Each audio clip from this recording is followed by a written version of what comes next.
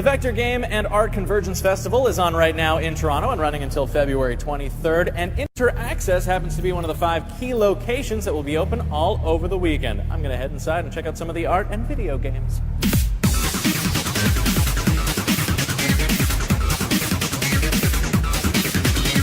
We think this festival is really important because it kind of moves at the intersection of gaming culture and contemporary art, and there's not a lot of that happening. There's 3 exhibitions that run concurrently.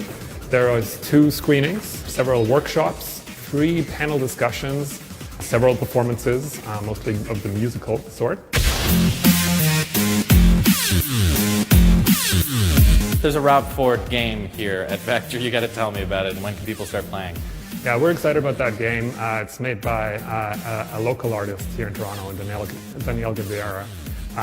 It's basically a version of Pong, where the ball bouncing around is replaced by Rob Ford's head, and as you can imagine, it also has something to do with crack, but I won't give it away. Okay. So that game is part of the Punk Arcade exhibition.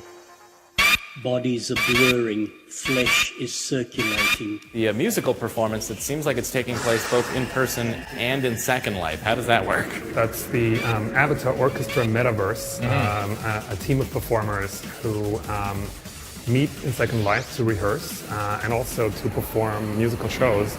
And so the performances mostly take place in Second Life. It's interesting because sometimes I make music in my first-person shooters by just timing when my opponent's bodies hit the floor in rhythm. Absolutely, that could be a great piece for next year's festival. Maybe I'll submit.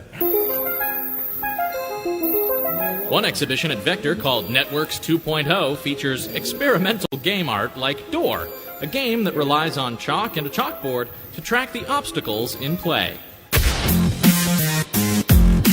Basically, one player is controlling this avatar that's running through the level, and you're trying to get to a door at the top, and that's all that's pre-rendered. Everything else, the player has to find through trial and error, so you're bumping into walls or like dying from running into stuff.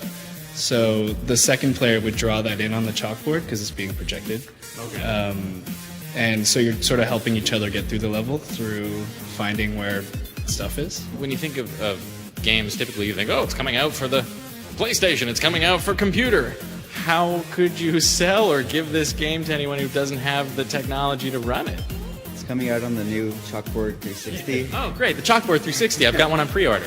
I think that we actually talked about making it for the iPad, so it would just be a black screen, and you could even draw in the level and actually add levels, your own levels in it.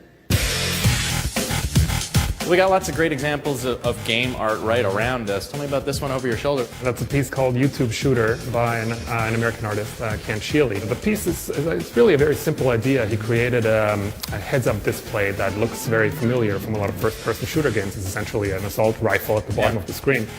And it's used as an overlay over YouTube videos. Everybody who likes video games, everybody who likes contemporary art, will, I think, find something exciting at the festival, either at the screenings or at one of the exhibitions or one of the workshops.